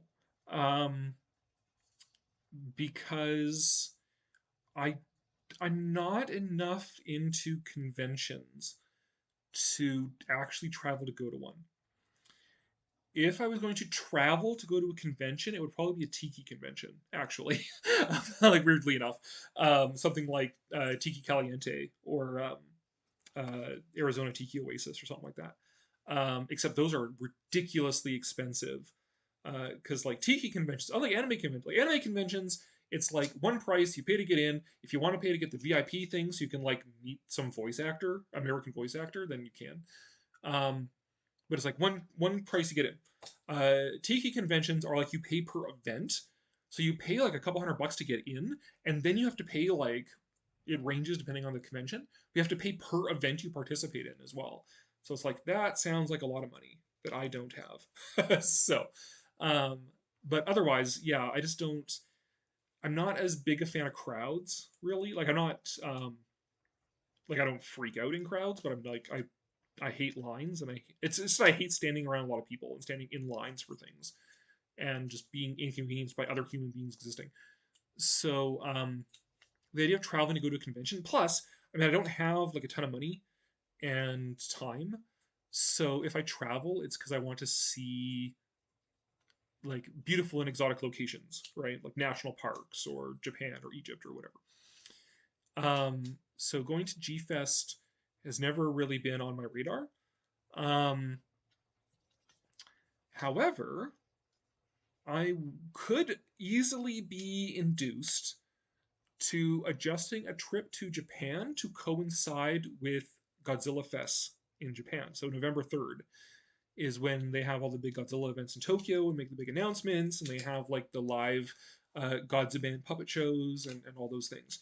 I could be induced to adjusting a trip to Japan to coincide with that. But that's less of like a convention and more just like a studio organized public event, right? But yeah, but that's exactly why I want to go too, right? Because it is like this, again, studio public event where they bring out the puppets, bring out the suits, make announcements, have the merchandise and that sort of stuff, and it's like officially put out there by Toho. So I would travel for that. Plus, it's one day out of a trip to Japan, right? So the rest of the days in Japan, I'm going sightseeing around Tokyo and going to Seibuen and going to Kyoto and Awaji Island and all these other things. And the new Ghibli park they opened. Because the last time I went to Japan was 2009, and the Ghibli park and the two Godzilla parks did not exist then. So now I gotta go back. Oh darn. Which is your favorite Godzilla design? Actually, I'm gonna do the other ones first. Conventions are so much fun. Yeah, I enjoy the ones that, like, other than me just sort of aging out of Otafest, I have enjoyed it. Like, I enjoy Otafest and stuff. Anime convention. It's just not something I would travel for, Like, if it's here, I can go to it, but I won't I'm not going to spend like $1,000 to go to some other city to go to a convention. It's just not my set of priorities. Um, so many good conventions here at home, though. Yeah, yeah. Like if you have good conventions in your city, sure, you don't really need to travel to do that. Like, granted, we don't have like a kaiju convention here in Calgary. I've tried to introduce that element to the anime convention, but it's limited because most people go to the anime convention are 14-year-olds who are into cosplay. Um, which is my favorite Godzilla design? I mean, I suppose that's sort of like the my top five Godzillas video. Um, my favorite Godzilla design is Shin Gojira. I think he is, when he's not ridiculous, he's absolutely horrifying. Shin Gojira is an incredible design that very effectively communicates that he is this like nuclear abomination who is in both physical and existential torment. Like, that's his existence, and he's punishing humanity for it. So yeah, I love Shin Gojira. I think he's a great design. My second favorite would be the original, and I mean by extension, just like I guess sort of Showa era in general. I mean, I know the suits are different as they go along through time, but just original classic Godzilla would be my second. Um, what did I say in my video? The Godzilla from the ride at Seibuen, um, that has sort of become my third favorite because it's this nice sort of hybrid of sort of the Shin Gojira, where he looks like this scarred and scabbed over sort of nuclear abomination, but blended with the Showa era Godzilla. So I think that's a really effective design there. Um, little, so little Godzilla Junior here, um, which I mean, I guess technically speaking, he's also the Godzilla from Godzilla Rex or Gigan Rex. So I mean, that as an adult, that design is good, and as little cute, adorable Godzilla Junior, he's also very cute. Um, Heisei Godzilla, I just find kind of boring. Like, he's just sort of average, generic Godzilla. Millennium Godzilla, yes, right. Millennium Godzilla would be number five. Millennium Godzilla I like because he's just like edgy and 90s and like the black trench coat of Godzilla's. Um, Final Wars I actually don't care for that much because his snout is too narrow. It looks more like a beak, which I don't really like. Um, what else? What other versions are there? Godzilla Earth I don't care for very much. I get what they were doing and how he was more like a plant, but I just didn't like the execution very much. Even though I like the movies, I don't like that execution for Godzilla himself. Although I love that Ghidorah. The Ghidorah in the anime is great, but don't much care for that. And I don't really care for Godzilla Ultima either. I think it's just because he's got so much like he's got the big hips and like that weird jaw. Like they kind of hyperextend those body parts, which makes him look kind of weird to me. But the other forms of him I actually like Aquatilis and Terrestris and stuff. I like the other versions of him, which, again, granted, are more inspired by other kaiju, which was a neat thing about Singular Point. Just going through my mental catalog of Godzillas here. What else? GMK is all right. I'm not a huge fan of it, but it's better than other versions. I think about covers most of it, right? So there's Showa and how Showa evolves over time. There's Heisei. There's Little. There's Millennium, GMK, Final Wars, Shin, Earth, Singular Point. Right, Always Sunset on Third Street. That version, I don't really like that version. He's a little plain, but that works for what they were going with for that sequence. Yeah, I guess. Do I have to do like a tier list for a video one of these days of my tier list of Godzillas? Every individual suit and its variations. They use the King Goji suit for shots of Godzilla in the ocean in the original Mothra vs. Godzilla. Might go to Comic Con this year, use cosplay. Yeah, I said I've only done one cosplay once, and that was as the Avengers. Although my wife and I have joked about if we did go to Otafest again, the anime convention, to go in the SSSP suits, like the uniforms, or not that like the business suit from the original Ultraman. So like that blue blazer with the beige trousers, like that uniform, dress in that and get like the little pin, the logo pin. Um, we've joked about that, but we'll see if we ever execute the idea. Definitely not the orange jumpsuit though. That's not my look. Um, but yeah, I haven't cosplayed much else because it's just like 45-year-old man. I like King Goji, who appeared in King Kong versus Godzilla. What I like about that design is that it looks so reptilian, right? Like the original Showa Godzilla, so the first movie, slightly altered in the second one. Um, like he's something monstrous and horrible and otherworldly, but he's also still like he has these moments where he's almost kind of cute, like when he looks at the camera. Whereas King Kong versus Godzilla, they really emphasize how reptilian he looks. Like his head is very reptilian, not very emotive, which is good because they're contrasting, how mammalian Kong is versus how reptilian Godzilla is. That really works in that movie. So yeah, I like that. It's not one of my favorite overall Godzilla designs, but it really works in that movie. I really like how they did that. Top of my bucket list: countries of Japan, some spots in Canada and New Zealand. Well, I can vouch for Canada that we are quite lovely, although right now we have massive wildfires in the northern part of my province. So it's been really smoky here. In fact, Tuesday, it was like super gross. It was like neon yellow sky because of all the wildfires. But if Alberta and the Canadian Rockies are on your list of spots in Canada, let me know because I will be happy to show you around. So it's where I live. So do come to Canada. I like the one from Godzilla vs. Megalon because he's so cute. Sure. Zone Fighter Godzilla. Do a video about all. You could do a video about all the different Godzilla suits. I could. I mean, I'm sure somebody has done them. At least talked about the different variations. But I could certainly do like, I did my top 5 favorite Godzillas. Now let's do all of them and put them on a tier list or something like that. Don't forget the orange tie. Yes, the orange tie in the SSSP uniform. Um, you're referring to the British Avengers, not the Marvel. Yes, the British Avengers. Yeah, when I say Avengers, I mean the real ones, the British ones. So Mr. Steed with his bowler hat, which I have a bowler hat, and Mrs. Peel. Yes. Like that one season in black and white. I think it's the third or fourth season. Third season, um, where it's Steed and Peel in black and white. So not the season in color, but that season of Steed and Peel together in black and white, where he's finally in the bowler hat and stuff, because he didn't start that way.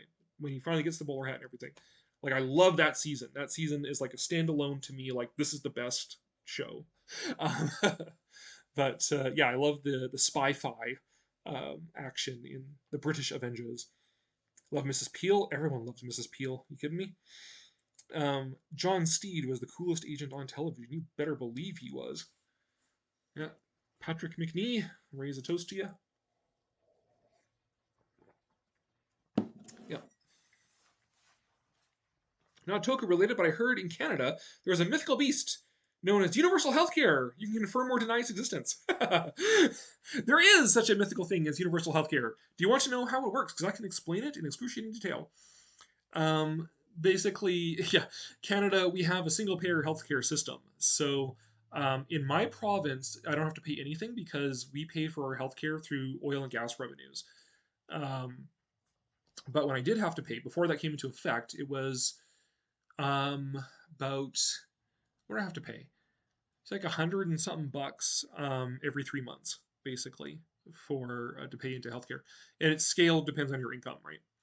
Um, but not everything is covered by it, mind you. So it doesn't cover medication, it doesn't cover prescription glasses, it doesn't cover dental care, any of that sort of stuff. But as far as like surgeries and things like that go, like medical doctor care, um, and family doctor visits and things like that, it does cover it, which is very nice. I like having healthcare. Um, Mrs. Peel, we're needed. Yes, we are. Patrick Meany also had a role in the James Bond film of View to a Kill. It has been so long since I have seen View to a Kill that I wouldn't have known that he was in that. As Bonds go, I like Sean Connery the best. Go figure. The guy who likes all this old retro stuff also likes the original James Bond from the 60s. Um, that said, I mean, the other ones have good movies. My favorite Bond is actually Pierce Brosnan. I think he's the best Bond, like the best actor to play James Bond. It's just he had most of his movies were garbage, which is too bad. But distinguish the actor from the movie, right? Um, the um, I Daniel Craig movies. Casino Royale is really good, and Skyfall is really good, even though the plot makes like no sense. But Skyfall is really good. But Daniel Craig himself is a gorilla, so he's not really like the ideal Bond. The guy I want to play Bond next is Henry Cavill. If you saw Man from Uncle, like watch Man from Uncle, watch Henry Cavill in that, and it's like this guy should be playing James Bond. And he's not Superman anymore, so he's got tons of time. And nor is he The Witcher, so he's got lots of time to be playing James Bond. So yes, he absolutely should be the next one. Um, what else here? Here in America, they just leave you out to die. Let's see. You're rich. Well, that is a challenge in the United States, certainly. I'm not going to badmouth the United States. It is a lovely place to visit, but I am content living in Canada. I love to go to the Royal Trail Museum of Paleontology. Yes, the Royal Trail Museum is incredible. I mean, I get to say that because I grew up with it. I was there on opening day in 1986. And I try and go there like at least once every year. Excuse me again, geez. I try and go there at least once a year or once every couple of years. They have a few free admission days throughout the year. Um, so I like to go. Yeah, it's incredible. I mean, it's unparalleled. It's the best paleontology museum in the world. Um, and I've been to a few, not a million, but um, like I've been to the National Museum of Nature and Science in Tokyo. It was not as good. I've been to the Museum of the Rockies in Bozeman, Montana, and that was terrible. But that's a whole thing talking about paleontology and museums and stuff. But yeah, the Trail Museum is incredible. And they actually just recently redid their Cenozoic galleries. So the time after dinosaurs, um, they have this ridiculous exhibit for the Ice Age where they have a pair of saber-toothed cats attacking a woolly mammoth, but which is like not a thing that would have happened. Um, but yeah, it's a fantastic museum. We also have 3 hours north of where I live is the Royal Alberta Museum, which has a great Ice Age exhibit as well, because the paleontology team at the Royal Alberta Museum is mostly quaternary, so they mostly work with the Ice Age. So their Ice Age exhibit is understandably fantastic up there as well. But yeah, if you come to Alberta, go to the Trail, hang out with me, go to the Rockies, go to Waterton Lakes National Park, which is my favorite national park. It'd be fun if I just did a paleontology live stream. Yeah, I mean, I can certainly have that as a theme. Dinosaurs and dinosaur movies and paleontology, sure. Diana Rigg was on Her Majesty's Secret Service. Yes, Diana Rigg was the original Bond girl who James Bond actually fell in love with and married. And then, yeah. Ever see a Superman cartoon where he fought a giant prehistoric monster? Yes. Yep, the Arctic Giant. Yeah, I love the old Fleischer Superman cartoons. More so the first run of them, right? So there's two runs. There's the original run, and then there's the second run of them is the one with the more like weird sci-fi stuff and the weird war stuff, right? So like the Japateurs, Japanese saboteurs, and then like the one where he goes to like this underground civilization and stuff. That's in the second run. The first run of Superman cartoons is like great, and I love Golden Age Superman. I love old stuff, so yeah, of course, I love Golden Age Superman, where he's not like infinitely powerful; he's just really powerful. Really cool.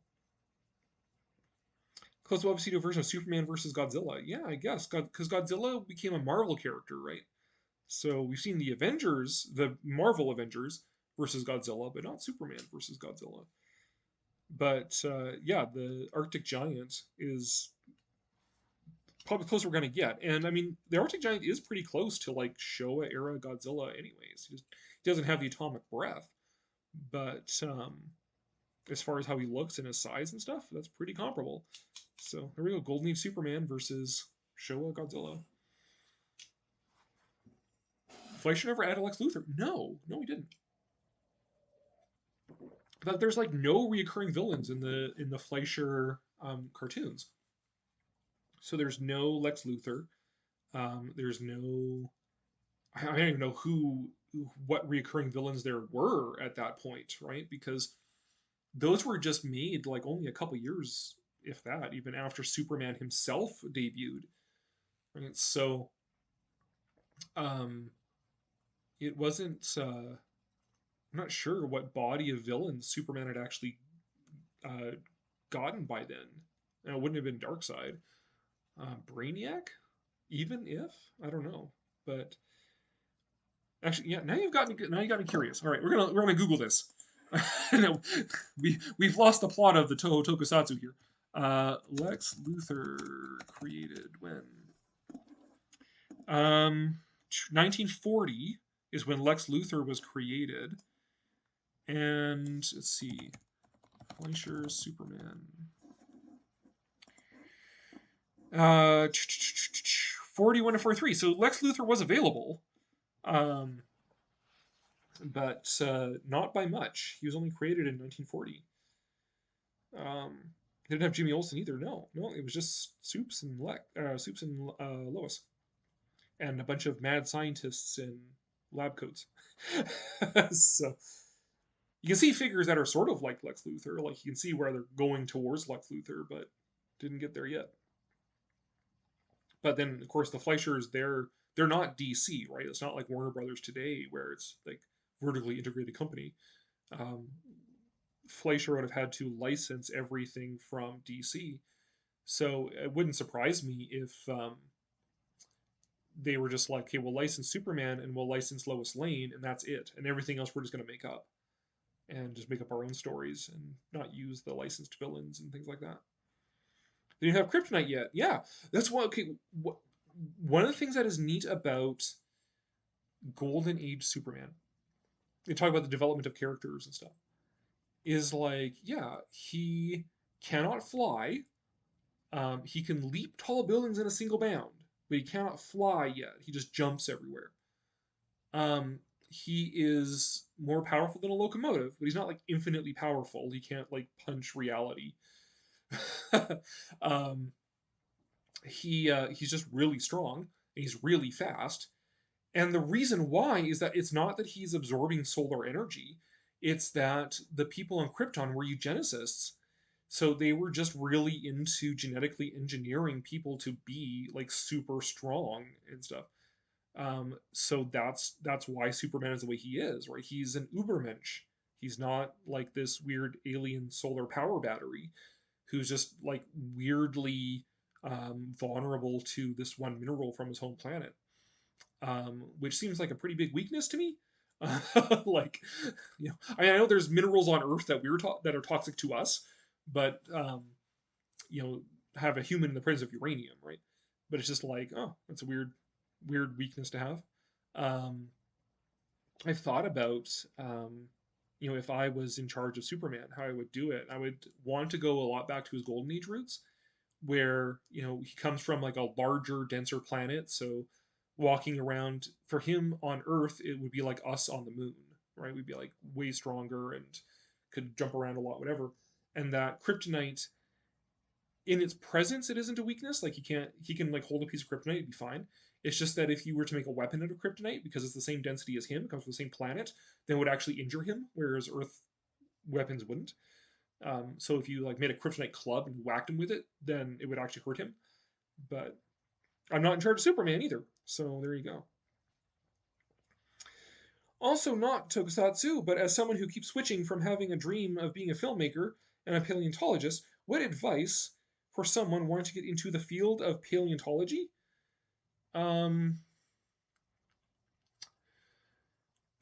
I mean, it depends where you're at in your life right now. So if you are in high school, I would suggest you make sure you take all of your science courses and math, right? So take your mathematics. I don't know where what your curriculum is where you are, but if you have separate chemistry, physics, and biology, make sure you take them all. So there's sort of two paths you can get into paleontology through. You can get into paleontology through biology, and you can get into paleontology through geology. So take your pick. I tried geology because I don't like squishy things. Like weirdly enough, I'll collect a bone if it's like been dead for a few thousand years, but not like a fresh one. Gross. So I went through geology, but then I got messed up on the math part of that because I'm terrible at math. But I did have to take for geology. I had to take mathematics, physics, and chemistry. Um, you might be able to drop like the physics part if you go through the biology route. Then you have to take biology. Um, so make sure you take your science courses in school. Um, and volunteer. So get to know the paleontologists in your area, if there are any. So volunteer at the museum, get to know people, meet the scientists, join your local paleontology society, fossil hunting clubs, that sort of thing. So pursue those interests and make those connections as well. So you might say, "Oh, it's all academic," but there's a lot of connections as well that are really helpful to make. That connections that even I like, even though I'm not in paleontology, being president of our provincial paleontology society and writing books about it, stuff like that, I have lots of connections that are really good to know and to be able to work with. Um, and then, you know, getting into university, right? So finding a university with a paleontology program that works for you, depending on what it is you want to do, right? So you want to get in, and this might only come into play with your master's, right? So you'll start with an undergrad, like a bachelor's degree, BSc, Bachelor of Science. Um, I mean, that's kind of generic. Like it's like sort of next step up from high school diploma. But when you start going to graduate work, so your master's or doctorate, then it's really going to matter about what school you go to. Because who you work with, what school you go to, what kind of program they have, and where they're working is going to determine a lot about sort of like the work you do. Right. So if you're interested in like the Ice Age, for example, then you might want to come to like the University of Alberta and study with the quaternary program there. Or if you're into like Cretaceous Alberta dinosaurs, also University of Alberta. That's where Phil Curry used to be at the Troll Museum, where he is teaching now. Um, so finding those programs with the scientists you want to work with the areas and the field that you want to work with. If you're into invertebrate paleontology, so stuff like before the dinosaurs, then you want to go to a school that specializes in that sort of thing. Right. So like the University of Calgary, here we have like a pretty strong invertebrate program. Um, and the paleo program right now is actually oriented a bit more towards Cenozoic because that's sort of the doctors who are working there are mainly working in Cenozoic material. Um, so it depends what you're interested in, but that's the advice I can give you is if you are a student still presently, get your science programs, do well in those, and make connections and volunteer and get with Paleo Society, stuff like that, make your connections and figure out what it is you want to study and then who and where you'd want to be studying that would be my advice for that. So I was probably inspired by a science fiction story called Gladiator by Philip Wiley. Yeah, it wouldn't surprise me. If I was an archaeologist, I'd love to have the ability to time travel so I could visit the time periods I was investigating. That would be the dream of any archaeologist, I am sure. Then the death of archaeology, it all becomes sociology, right? Temporal sociology. I think Superman is just too overpowered for my liking, and I can't expect him when it comes to science. A perfect humanoid alien that can get ridiculous number of powers for being on another planet. Yeah, that's kind of why I like Golden Age Superman, because like there's a bit more of a sensible explanation. Is that his race of aliens were just really into like eugenics and breeding the perfect specimens, as opposed to like he just absorbs solar energy from good medium-sized yellow stars, and he suddenly can have X-ray vision. Like, okay, sure. Good material for science fiction story. Yeah. um, Boys like Supergirl more than Superman, sure. I like Superman when he's a team member of the Justice League more than his solo stories. Thanks for the advice. I have to go work on finals now. Have fun with that, Rex. I know Godzilla would not exist too, but I can easily accept him with my power disbelief, not Superman, unfortunately. Yeah, well, I mean, everyone has the amount of disbelief they're willing to suspend. And for me, I can accept one fantastic thing, but then stuff that we actually know has to make sense, right? So, um, with Godzilla versus Kong, for example, I can accept giant monsters. Even though I know physics says they can't exist because of square cube law. Um, but like I can accept the giant monsters, but I cannot accept those giant monsters roaring at each other through a tunnel through the Earth, because we know how big the Earth is, and from the surface to the core is like several thousand kilometers, and that's too big, and we know that, and we know how big that is. So I can't suspend disbelief for that. Like things that we know, I can't suspend disbelief for, but I can accept the one fantastic thing, right? So, yeah, I can see your point where it's like Godzilla, I can accept. Okay, he's a giant radioactive monster mutant thing. Okay, got it. But where Superman would be like, okay, you're piling on all these powers. It's like, yeah, okay, that's overtaking my suspension of disbelief. Godzilla is a metaphor for the atomic bomb in Japan. Yes, he is. That is the most important thing to remember, is that he is uh, basically a nuclear bomb, and that's what he is representing. Except when he becomes a hero later on, and a friend of children around the world, and they can actually develop a plot where aliens are trying to besmirch his reputation, as though destroying cities in Japan is not besmirching his reputation. So, I find the Mechagodzilla movies a little bit the premise is a little bit off. But what time is it right now? 9 o'clock. Ooh, we've really been going here. Well, why don't we showcase our next to the next live stream here, and we'll call it a night here tonight. So where is my preview? There it is.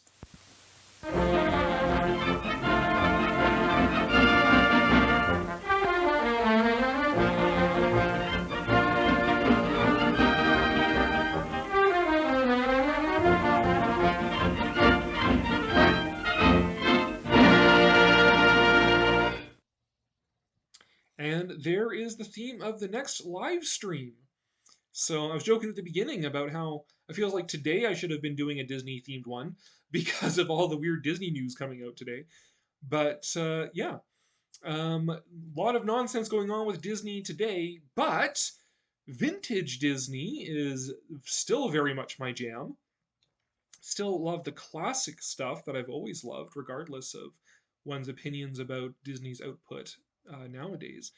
So I was thinking for the next live stream, he doth besmirch. So thinking for the next live stream of having a chat about classic vintage Disney stuff. So this would be Disney stuff mainly from when Walt Disney was still alive. So the 20s, 30s, 40s, 50s, and 60s mainly. All that classic stuff. Mickey Mouse Club, Davy Crockett, 20,000 Leagues, Haunted Mansion, Tomorrowland stuff. That one movie that Disney likes to pretend doesn't exist. That sort of stuff. Talking about all that.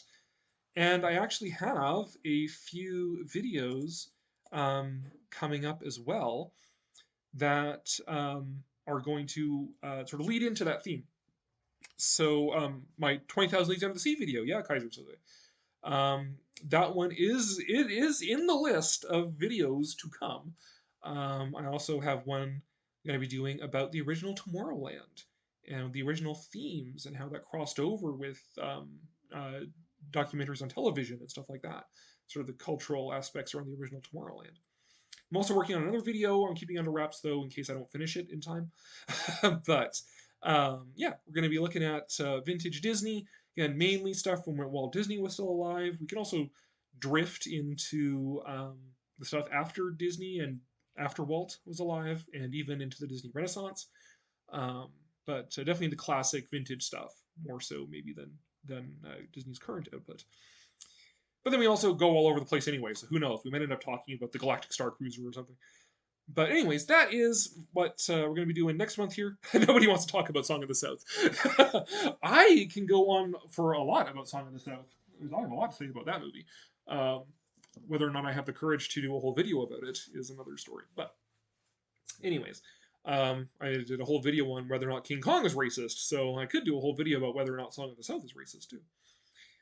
But that is a topic for next month. So, yeah, so that'll be, again, towards the end of the month, the end of June, I guess, here. No birthdays coming up at the end of that month, so it will be probably the last week of June. And to have some Disney-related videos leading up into that, because classic vintage Disney is another one of my things that I like. And this channel is not necessarily a kaiju channel, it's just stuff that I like channel. Before we go here, though, Martin says, I would like to know your opinions on Toho and Hammer co-production that never was, Nessie. I have only kind of heard about that one, but I haven't really heard much about it. So I don't really have an opinion about it myself, but that is something for me to look into, I guess. Is what is the deal with the Hammer and Toho Nessie project? For now, though, we're going to call it a night, I think, so I can get on with, I don't know, playing Star Trek Online or something. So thank you to those of you who popped in tonight. And we'll, you guys are all the usuals. You're the regulars. So we'll see you again next month, I guess. And for now, here we go. And now, folks, it's time to say goodnight. We sincerely appreciate your patronage and hope we've succeeded in bringing you an enjoyable evening of entertainment. Please drive home carefully and come back again soon. Good night.